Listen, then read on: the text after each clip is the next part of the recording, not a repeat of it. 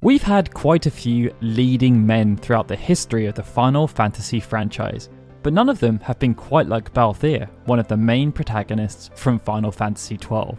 Conceived by Yasumi Matsuno for his main series directorial debut and designed by Akihiko Yoshida, Balthier was rather unique compared to the characters we'd seen before. Many of the protagonists who had been the focal point were either young, naive, or both, expected to learn about the ways of the world and their place within it as they went about attempting to save it. Balthier was the opposite, as although he was only 22 years old, he had a certain maturity and assuredness due to not only his time living in Arcades, but also the time he had spent as a sky pirate. It had given him time to grow in ways that his predecessors weren't often afforded, and with the relationship he held with Fran also stable due to their years together, it meant that Balthier didn't actually require much growth throughout the game's story. This wasn't to his detriment though, as due to how the story was written by Daisuke Watanabe and Miwa Shoda, Balthier had an important role to play within the group. When required, he would guide them on the right path, but equally, he could also step into the limelight as their hero. It was a combination of traits we had not seen before, and that was the plan of Matsuno and Yoshida. They wanted to create an original, fresh character that was not specifically based on characters from previous projects, and their approach served them well. Nonetheless, you can still draw clear comparisons with external characters like Han Solo, but also internal characters like Auron.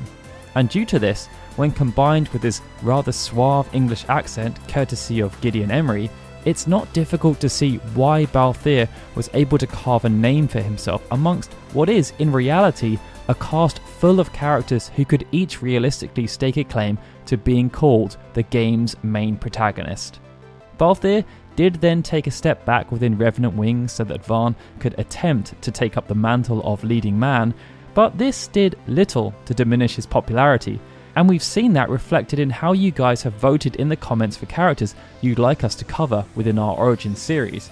Almost 50% of the votes we've received against characters from Final Fantasy XII have been cast against Balthier, with poor Pinello yet to receive any votes at all. Anyway, before we dive into the origins of Balthier, the Sky Pirate and leading man of Final Fantasy XII, I just want to remind everyone that even if you are already subscribed to Final Fantasy Union, make sure you hit that notification button to make sure you get notified when we publish new content. Also, make sure you let us know in the comments who you'd like us to see cover in a future Origins video. Alright, so let's get started with Balthier's origins. Born in 1684 of the old Valendian timeline as the son of Cidolus Demen Bunansa, Balthier was originally named Famran Mied Bunansa by his father. At the time, House Bunansa, of whom Cidolus was the head, were a reputable family within Arcadian society due to Cid's employ as a scientist by the Empire, and this afforded them a life of relative luxury from within the powerful walls of Arcades.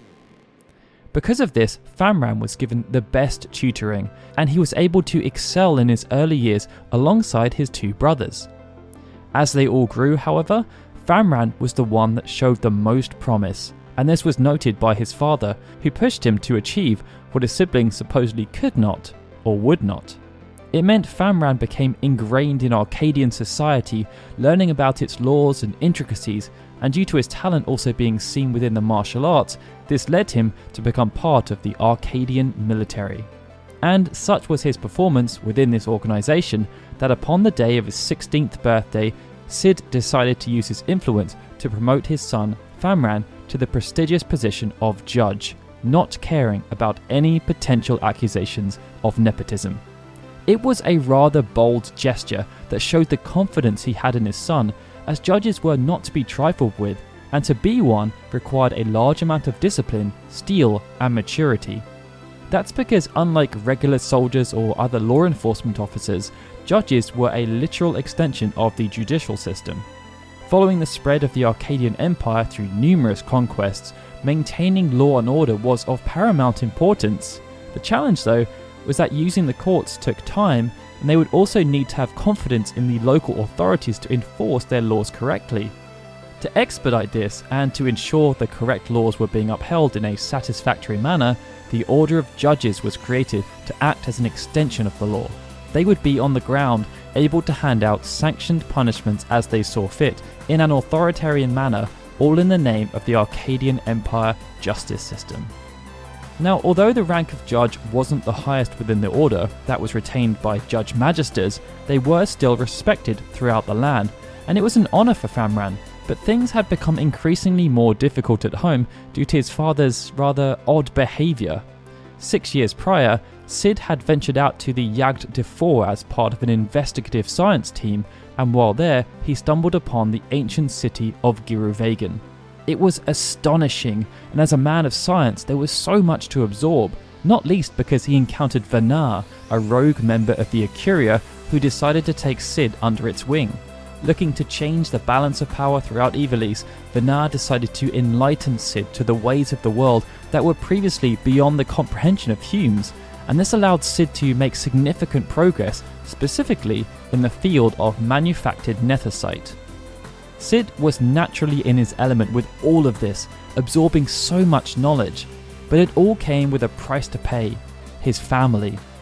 He spent increasingly more time at the Draclaw laboratory creating new weapons and airships, and due to Vanar being invisible to everyone other than Cid, it often seemed like he was just talking to himself. Famran initially overlooked these changes, but as he matured in the years that followed, he felt that the father he once loved had become consumed by his love for nethicite, and it weighed heavy on his shoulders. Many of the decisions Cid had made started to lose their luster in Famran's eyes, and so, even though he was proud at being promoted to the position of judge, he also couldn't help but feel there were ulterior motives.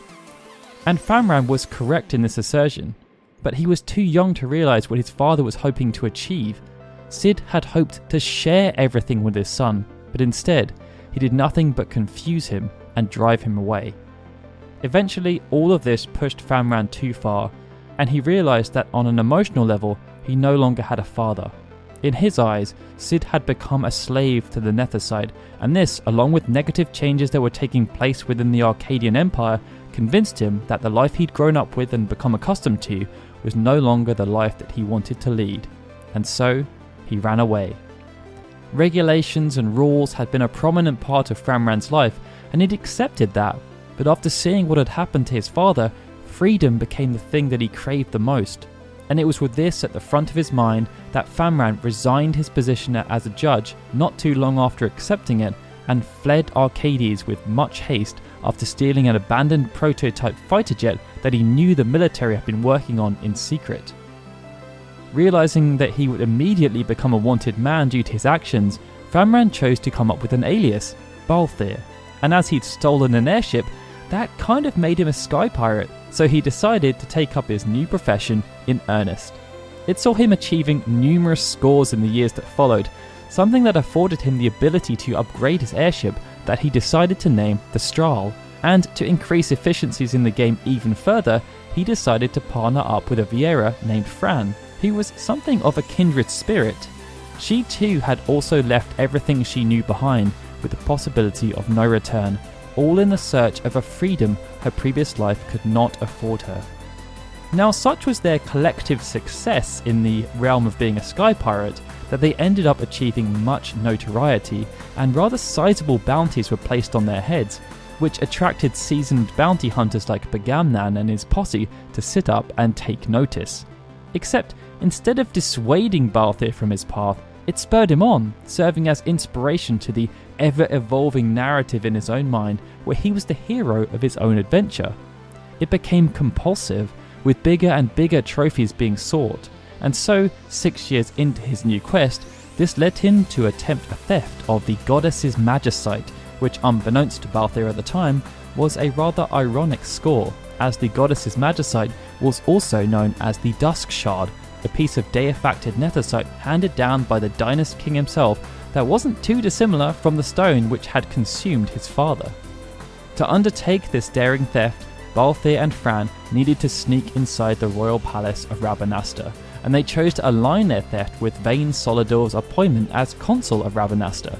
They hoped to use his celebratory banquet as the perfect cover, and it worked to a T, except for one small detail.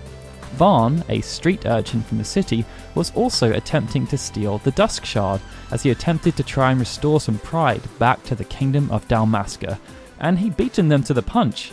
This naturally wasn't part of Balthier's plan, nor was the convenient arrival of the Imperial forces, but the life of a sky pirate was all about improvisation, and after realising that Varn really wasn't a threat to them and they would likely be able to coax the Dusk Shard from him later down the line, they decided to work together to try and escape the mess they'd found themselves in. It really didn't go to plan though, as after attempting to help Princess Ashe, who was operating under the codename Amalia, and a few dicey run-ins with Imperial forces and some rather unsavoury enemies, they ended up captives of the Empire, thrown into the less than pleasant Nalbina dungeons. Fortunately, this wasn't Balthier's first rodeo, and after Fran had found them a way out, they made for a hasty exit, while also picking up a rather curious stranger. This played rather nicely into Balthier's hands, and it showed some interesting sides to his character, as although he had become ingrained in the ways of being a sky pirate, his moral compass was still very much in check when it needed to be. Due to the perilous nature of their situation, there were numerous occasions where Balthier could have abandoned Varn and reclaimed the Dusk Shard of his own volition. But having promised Penelo that he'd bring Varn back safe and sound, he chose to protect him, all despite the initial need for them to work together having passed following their arrest. Yet he also cared very little about Varn's feelings in relation for Bash, as he saw the wider value in their discovery. Their primary objective was to escape from the prison, and making use of Bash's talents would make that considerably easier. Varn's displeasure about what was happening meant nothing to Balthier, and as they successfully escaped from the Barham Passage, Balthier's decision was vindicated. Yet both he and Fran had been irked by the experience, having come to the conclusion that the Dusk Shard must be cursed. And so, once Varn and Bash were returned to Rabanastre to continue on with their lives, Balthier and Fran chose to disconnect and go their separate ways too. Except, fate was not on their side in this endeavour. Due to Balthier's decision to speak to Penelo and help Varn, Bagamnan chose to kidnap the innocent Penelo, holding her for ransom near Bujerba based on the assumption that she had some kind of connection with the notorious sky pirate. This was rather frustrating, and after Miguelo then ordered Balthier to right the wrong he'd created, it led to an uneasy situation. Despite his previous acts of generosity, Balthier was still a wanted sky pirate, and his main focus was self-preservation. Not only did he not want to help on principle due to the way Miguelo asked, but on a more practical level, by attempting to rescue Penelo, he would be walking directly into a trap, and the Imperial forces were also amassing at Bujerba, which would make it even more perilous. Still, with Varn offering to try and save Penelo himself and Bash wanting to visit Bujerba, Balthier reluctantly decided that at the very least he could offer them a ride before ditching them. When they arrived, however, just as it had been when they encountered Bash unexpectedly, another chance meeting piqued Balthier's interest and convinced him to accompany Varn on his quest to save Penelo. This time, it was Larsa Solidor, masquerading under the name of Lamont, and Balthier was curious to see what he could learn about happenings with the Empire from this rather informed young man, especially as he could have information that related to his father. Unfortunately, just as Balthier was on the cusp of extracting anything useful, Bagamnan and his cronies reared their heads, only to be defeated. But the distraction was enough to put pause to Balthier's information gathering as Larsa returned to the safety of the Imperial Guard when they exited the Lucia mines. And so, without much else to guide him in that moment, Balthier decided to help. His first port of call was to try and initiate a meeting with Marquis Halim Ondor IV, the leader of Bujerba, who had secretly been helping the Dalmascan resistance in their struggle against the Empire. Yet, for the second time now, his attempts to provide aid to others ended up with him in chains, this time as the prisoner of Judge Magister Geese, something that was much more serious than being held in Nalbina. Balthier was naturally antagonized by this whole situation, as this was exactly what he wanted to avoid, but after he was able to escape as part of a wider plan enacted by Bash, Halim and Captain Vossler to save Ashe, he was able to see the funny side, requesting compensation for his role in events. Try as he might though, Balthier was unable to excuse himself from the developing situation as the gods kept dangling bigger and bigger carrots that attracted his gluttonous side. But there was clearly something more there too. Deep down, although Balthier was indeed a sky pirate and had abandoned certain aspects of his moral compass in pursuit of that career, his decisions were rarely one-dimensional. He could have chosen to abandon Varn numerous times, but he offered assistance instead because he initially wanted the Dusk Shard. When that faded, he could have distanced himself, but Balthier ended up helping for other more virtuous reasons. Likewise, he could have chosen to abandon Bash, but he initially saw the benefit of working together. But once they were free and there was no reason for their relationship to continue, Balthier ended up helping Bash to make contact with the Resistance. Balthier was a sky pirate with a conscience, and so when Ashe attempted to steal the Strahl as she looked to acquire the Dawn Shard to prove her birthright, Balthier was left with an interesting quandary. He harboured resentment towards the Empire, and based on recent events, he was also curious to learn about what his father had been up to these past 6 years. Assisting Ashe would therefore be the right thing to do, but it would also aid his own personal desires. Yet given his position, he couldn't just offer assistance, and as we'd seen from his past arrangements, there had to be something else involved. When Ashe then floated the possibility of looting King Wraithwall's tomb, that gave Balthier the opportunity he needed to lend a hand without seeming too invested, and it made it easier for him to deflect Bash's perceived commentary on what was happening. But it became rather clear to Bash that Balthier was no simple sky pirate, even if others did not immediately share the same views. This theme then continued as Ashe looked to further her understanding of the Dawn Shard by visiting the Gareth. She expected Balthier's continued assistance in this endeavour, but in similar fashion, he would only do so if she offered him some compensation. In truth, after witnessing Ashe's newfound aggression towards the Empire upon learning of the power of the Deifacted Nethicite, Balthier had become concerned as he saw parallels between Ashe and his father. But for selfish reasons, he also realised that he could use Ashe to get some closure. He had been running away from his past for the last 6 years, masquerading as a sky pirate, but no matter how hard he tried, he couldn't escape it. He had ended up right back where he started. The irony that he'd inadvertently chased a stone very similar to that which his father had become obsessed with was not lost on him. And then there was Ashe, someone he'd found that was becoming manipulated by a stone, just as his father had been. Balthier decided it would be best for him to stay close so that he could keep an eye on proceedings, influencing the path that Ashe might take, and as an added bonus, he would probably learn more about exactly what his father had been up to at the Draclaw laboratories. And it was for this reason that the compensation he chose from Ashe was her wedding ring. He knew that it had significant personal value to her, and because of this, it made for rather good collateral, especially as Balthier promised to give it back to her should something more valuable appear on their journey.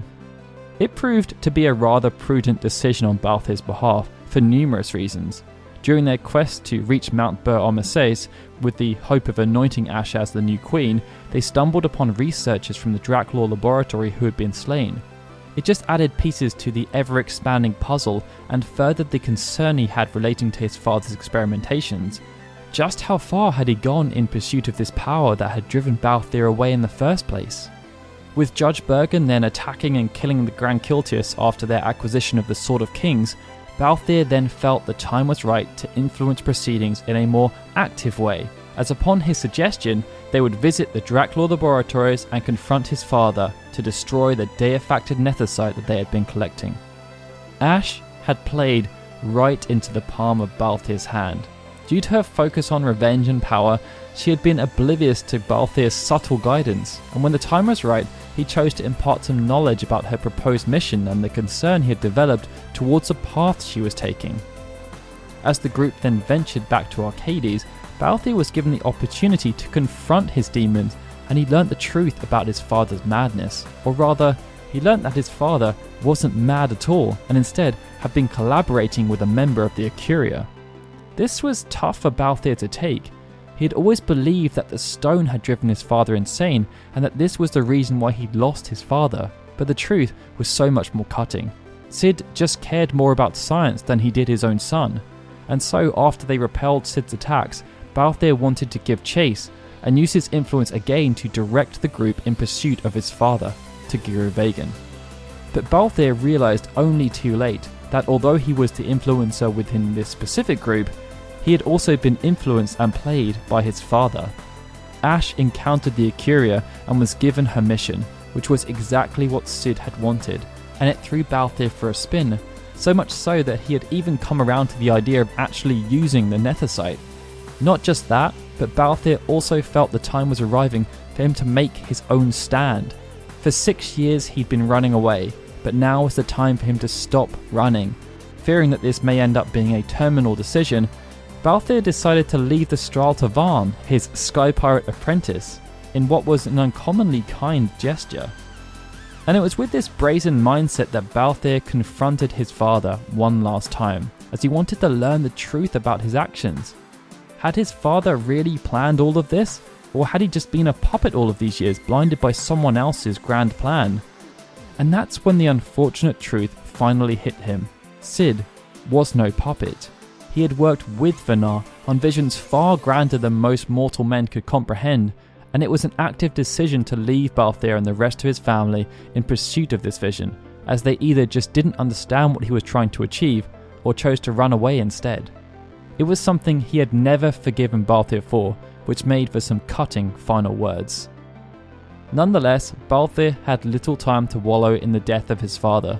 The fate of Ivalice was at stake, and he now resolved to undo the plan that his father had worked so hard to complete.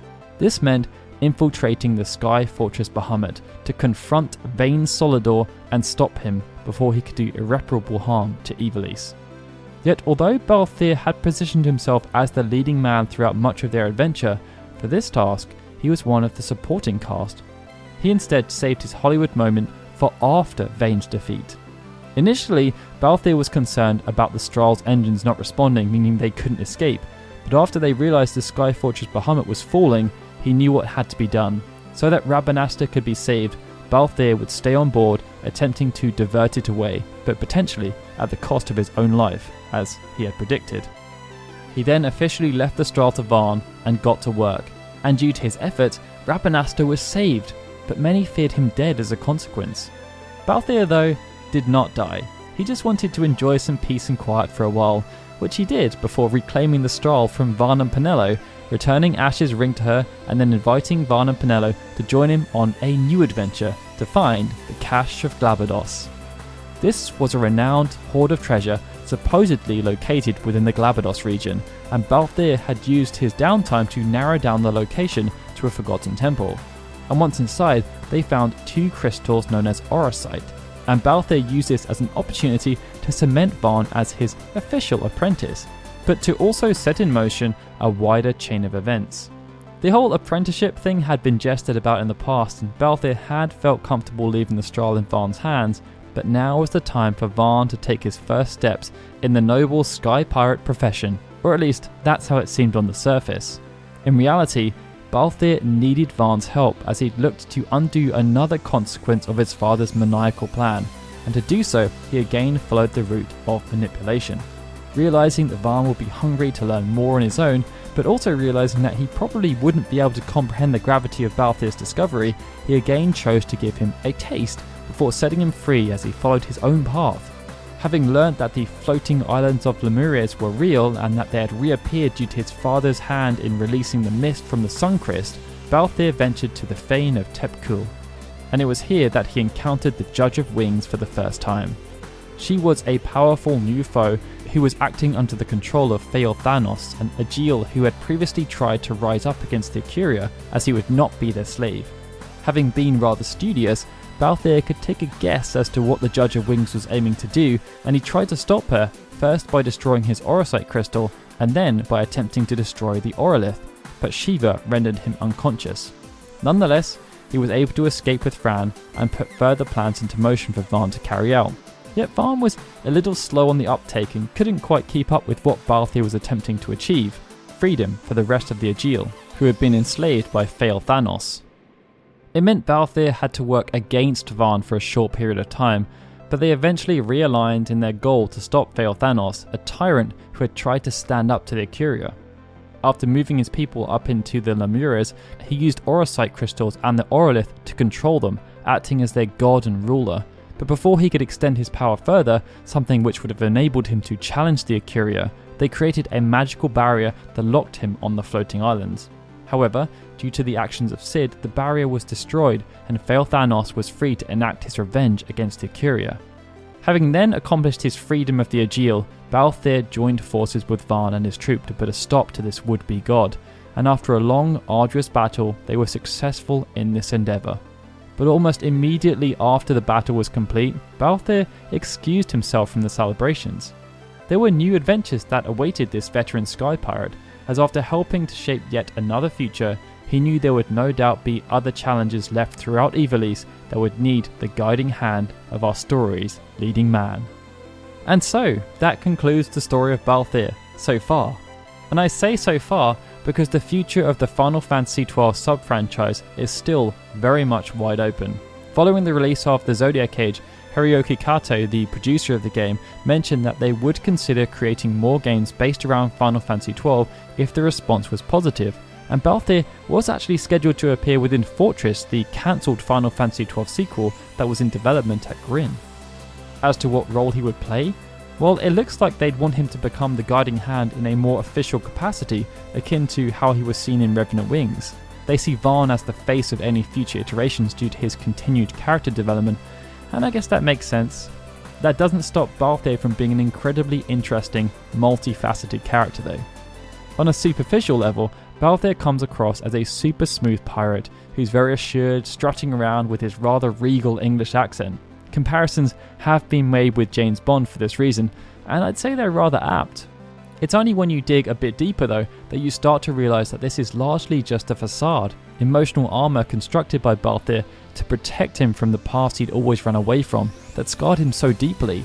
It's clear from his brief interactions with his father that Balthier never quite got over what happened to him, and he was even trying to seek reparation on his father's behalf in their final moments together.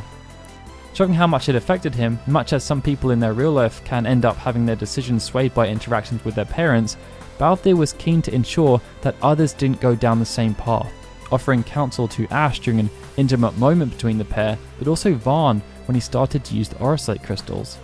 It helped to show that even though Balthier often projected this rather bolshy exterior, he cared. Yes, he still wanted to be the centre of attention whenever possible, and being a sky pirate helped to facilitate that wondrous fantasy, but there was a softer side there too. It just didn't come out very often, and I'd say that also relates very well to the relationship that he has with Fran. But yeah, with that small analysis out of the way, that marks the end of this Origins video. Thank you all so much for watching. This was actually the first Final Fantasy XII video we've produced within our Origins series, and I know it's been very much long overdue. We'd love to hear what you thought though, so please let us know in the comments how you felt about the video.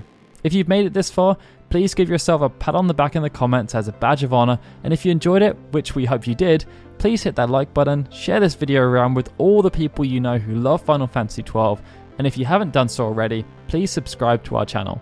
Also, be sure to let us know what Balthier means to you as a character. Your support goes a long way towards helping us continue to produce these videos, and we'd love to have you along for the journey. Our Patreon supporters give us so much stability, affording us the ability to try new things and have fun experimenting, and you can support Lauren and I in this for just $1 per month.